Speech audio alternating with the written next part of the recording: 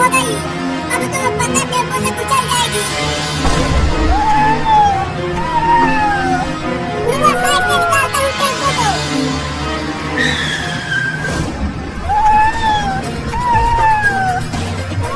अरे तो टेम्पो के आगे आगे ही भागने लगी। Oh no!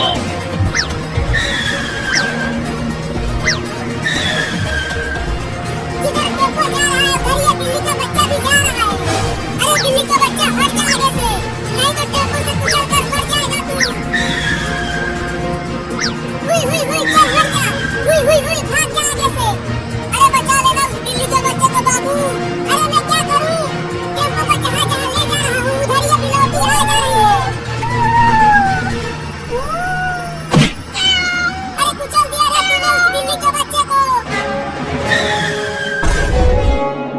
लो हो गया पिकनिक। Oh no! अरे चलो उसे देखते हैं, वो जिंदा भी है या मर गई। आ चलो। बिल्ली! बिलैया! अबे बिल्ली के बच्चे उठ, मर गए क्या? बाबू तुम्हें बोला था उस बिल्ली के बच्चे को मत कुचलना, लेकिन तूने कुचल ही दिया। तू बहुत ही कमीना है, पगला गया है तू। ये जानबूझकर मेरे टेम्पो के सामने भाग रही थी और कुचल गई, तो अब क्या करें? चलो इसको अपने गांव के डॉक्टर से दिखाते हैं, शायद ये ठीक हो जाए। नहीं, इसे यहीं रोड पर छोड़ दो और चलो हम पिकनिक पर चलते हैं। अरे पिकनिक पर तो बाद में भी चले जाएंगे, पहले चलो इसे बचाते हैं।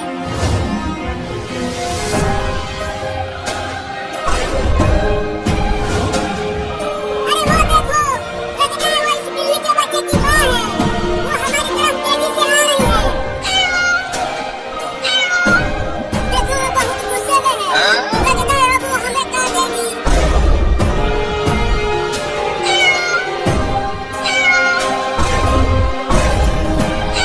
Oh no! अरे भाई तो अपने बाप काट लिया।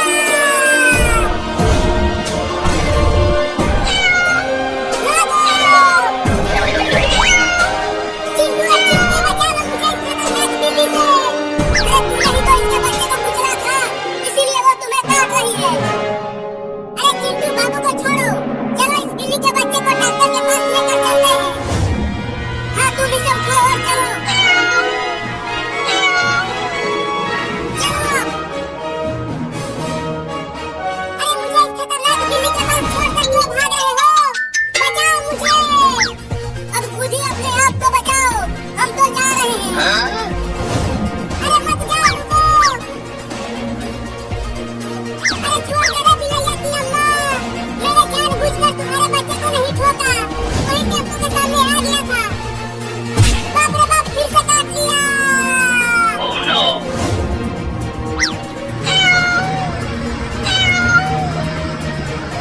आजा आजा, अब आके पकड़ ले मुझे। अब तू मुझे नहीं काट पाएगी, ये टेम्पो तुमसे बहुत तेज भागता है।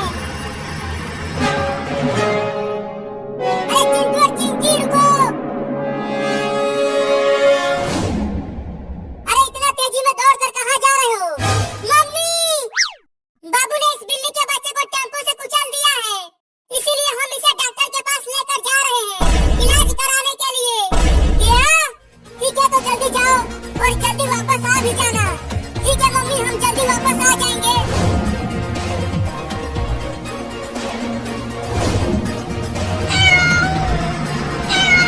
अरे ये बिल्ली तो टेम्पो से भी तेज दौड़ रही है, लगता है अब ये मुझे काट के ही छोड़ेगी।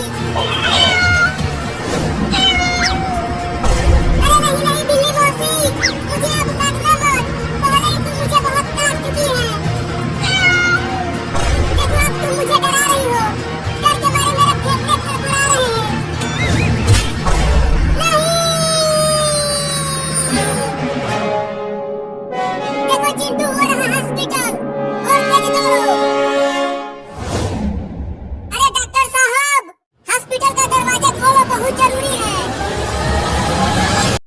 उनकी मशीन होने पर स्वाद 15 अगस्त को ज्ञानी नजर करवाया कि वो वर्नस के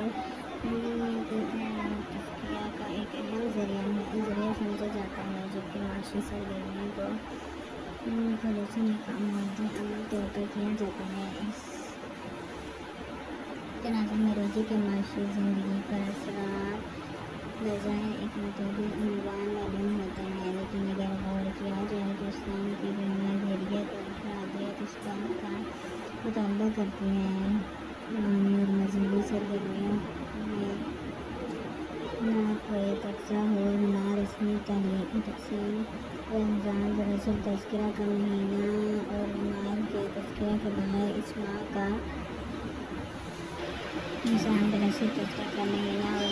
ترکیب کے بغیر اس ماہ کا تصور نہیں کیا جا سکتا.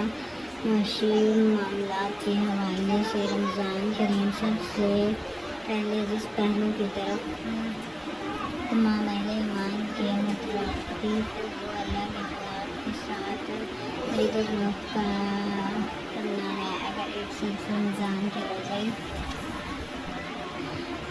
رکھ رہا ہو لیکن ناپتول میں کمی اور نہ کاروبار مال کی امداد مال کر بیچ رہا ہو تو اسے روزہ کوئی فائدہ نہیں پہنچا سکتا.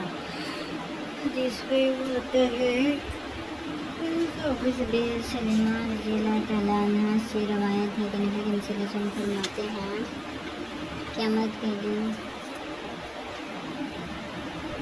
اللہ کی عدالت سے آدمی ہٹ نہیں سکتا جب تک اس سے 5 باتوں کے بارے میں حساب نہیں دیا جائے گا. اس سے پوچھا جائے گا کہ عمر مشاغل میں گزاری، دین کا علم حاصل کیا تو اس پر کہاں تک عمل کیا، مال کہاں سے کمایا، مال کہاں خرچ کیا، جسم کو کس کام میں بھلایا. رمضان کے آغاز سے اختتام تک ایک روزہ دار کو روزانہ ایسے حالات کا سامنا کرنا پڑتا ہے جس میں معمولی سی غلط بیانی سے کاروبار میں بہت مالی مفاد حاصل کیا جا سکتا ہے. یعنی وہ مرحلہ ہوتا ہے جس میں انسان اللہ تعالیٰ کے خوف اور آخرت میں جوابداری سے احساس کی بنا پر دنیا کے بڑے سے بڑے نفع کو اللہ تعالیٰ کی ناراضگی سے در سے ٹکرایا دیتا ہے. رمضان ایسی فضا پیدا کرتا ہے ایک شخص حلال کمائی کی لذت سے آشنا ہو اور حرام کی ہلاکت سے اپنے آپ کو بچا سکے. ایک حدیث میں صائمان کو اس طرح متوجہ کیا گیا ہے کہ رمضان کے دوران وہ جائزہ لے کر دیکھے کہ وہ اس مہینے کے دوران اپنے ملازمین پر کام کے بوجھ کو کتنا ہلکا کر سکتا ہے. اگر اس ماہ میں اپنے متحد افراد کے ساتھ حسن سلوک اور ان پر سے کام کے بوجھ میں کمی ایک پیغام دیتی ہے کہ زیادہ سے زیادہ مال پیدا کرنے ملازمین کے ذریعے معاشی ہدایات کے اصول کے تصور پر نظر ثانی کی جائے اور کس انسان پر اس کی کردار سے زیادہ بوجھ نہ ڈالا جائے، بلکہ یہ سوچا جائے کہ اگر ہم یہ چاہتے ہیں کہ آخرت میں جب ہم سے حساب کتاب لیا جائے تو ہماری ساتھ نرمی کا رویہ ہو، جیسے کہ ایک دعا نبی کریم صلی اللہ علیہ وسلم کی تعلیم کیا گیا ہے کہ میں نے رسول اللہ صلی اللہ علیہ وسلم کو نمازوں میں یہ دعا کرتے سنا ہے اللہ مجھ سے آسان جالسین نماز پوچھوں تو میں نے پوچھا سر کا کیا مطلب ہے. آپ صلی اللہ علیہ وسلم نے فرمایا سامع صابر ہے کہ بندے کا اعمال نامہ دیکھے بغیر اس کی برائیوں سے درگزر کرے. پھر فرمایا عائشہ جس کا حساب لیتے وقت ایک چیز کی گرد کی گئی تو اس کے خیر نہیں، تو ہمیں اپنے متحد کام کرنے والوں کے ساتھ بھی نرمی کا رویہ اختیار کرنا چاہیے. رمضان کریم نرمی روح کا احساس دلاتا ہے. رمضان کریم میں اگر یہ تاجر کو اللہ کا خوف खौफ ना हो तो वो रोज़मर्रा के इस्तेमाल की अशिया के मांग को देखकर कीमत में इजाफा कर देता है, लेकिन अगर वो अक्ल से काम ले और कीमत में इजाफा करे तो सार्फिन में इसके माल की मांग ज़्यादा होगी और वो दुगनी चार गई और मकदार में अपना माल फरोख्त करके ज़्यादा नफ़ा कमा सकता है। तरह के रमज़ान के दौर में हुकूमत और माशरे के बावजूद ताजिर को इस पहलू की मदद की अशिया की कीमतों में इजाफे के बाद ताजिर ज़्यादा अशिया के फरोख्त होने की बना पर अपने ज़्यादती नफ़ा में फ़ायदा इजाफा कर सके। रोज़े का आगाज़ और तकमील की बुनियाद अल्लाह ताला की मुकर्रर की हुई हदूद के एहतमाम से होता है। चुनांचे इस वक्त तक सहरी के खाने की इजाज़त है, जब मुसलमान मर्द और औरत अपने वक्त तक सहरी का इस्तेमाल करते हैं। इस तरह जिस वक्त इफ्तारी करने की इजाज़त है उस वक्त इफ्तारी की जाती है। गोया ये अल्लाह की मिक़दार की हुई हदूद की पाबंदी और इन पर शिद्दत से अमल करने की तरबियत है। यही वो असूल है जो रमज़ान के दौरान ज़्यादा ताजिर को सिखाया है कि वो किस हद तक नफ़ा कमा सकता है। अल्लाह ने तिजारत को हलाल इसलिए किया है कि इससे कारोबार में बरकत होती है, माल में इजाफा होता है, लेकिन ये इजाफा किसी नौयत का हो या दूसरों के हकूक़ के असूल का इस्तेमाल करके एक अखलाकी ज़ब्त में रहते हुए नफ़ा कमाता है। ग्राहक का मतलूबा मियार का माल में मिली और एक गैर ज़रूरी माली बोझ भी ना पड़े। रमज़ान के दौरान एक ताजिर और सनअतकार ये सोचने पर मजबूर होता है कि वो जिन ज़राए से माल कमा रहा है वो कहाँ तक हलाल है। मसलन अगर ये सनअतकार वही कारोबार में रकम लगा रहा हो जो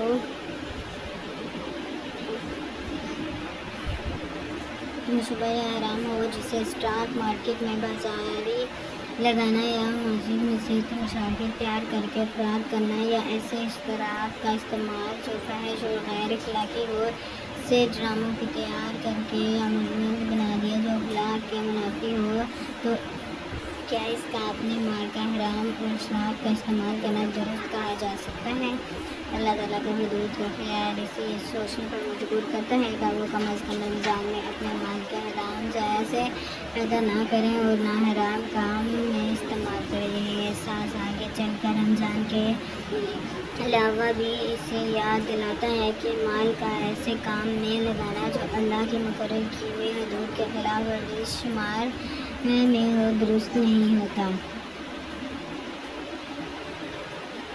रमज़ान का एहतराम न सिर्फ हराम से बचने की तरबियत देता है बल्कि मुस्बत तौर पर ऐसे कारोबार काम करने पर उभरता है जो इंसान की फलाह और माशरे में मुआशी अदल का क़याम कर सके। रमज़ान में बैनुल-अक़वामी सतह पर तिजारत के फलाह का मौका फराहम करता है। चूँकि एक ताजिर गुआंटानामो शांत या इस्लामाबाद में रहता हो चाहता है कि वो मुनासिब कीमत पर मराकश मौलाना और सऊदी अरब की बेहतरीन खजूरें चकातार और इस्लामाबाद के बाज़ारों में फराहम कर सके। वो इस गर्ज से इंटरनेट के ज़रिए इन ममालिकिन की ताजिरों से रब्ता करता है और आखिरकार इस कोशिशों से इज़ार मील दूर पैदा होने वाले खजूर से बेशुमार अफराद लज़्ज़त याफ्ता होते हैं। इस तरह दौरान के मुसलमान ताजिरों के बाहमी मुआशी ताल्लुकात का इस्तेहकाम पैदा होता है। रमज़ान करीम में कुरान करीम की सियासतें के अपने महत्वपूर्ण समात और मुनाफी का गौर करने से एक ताजिर को ये एहसास होता है कि इसे अपने वाहिद वाहिद का पास रखना है, क्योंकि अहले ईमान की सिफात में से एक अहम सिफात ये है कि वो अपने वादे को पूरा करते हैं। अगर देखा जाए तो तिजारत मुआहदे पर बनी होती है। एक ग्राहक को सामान देते वक्त एक ताजिर इखलाकी और कानूनी तौर पर इसके साथ एक मुआहदा ये करता है कि जो रकम वो इसके वसूल कर रहा है उसके معاوضے میں جو چیز یا سہولت سروسز ہو گاہک کو دے رہا ہے وہ وصول شدہ قیمت کے ساتھ جائز مناسب رکھتی ہے۔ ایک ماں کی مسلسل تربیت اس کی عمدہ عہد پورا کرنے اور اعلیٰ معیار کی اشیاء فروخت کرنے کی عادت کو متاثر کر دیتا ہے اور اس طرح روزے اپنی اچھی تجارت عدل کی عملی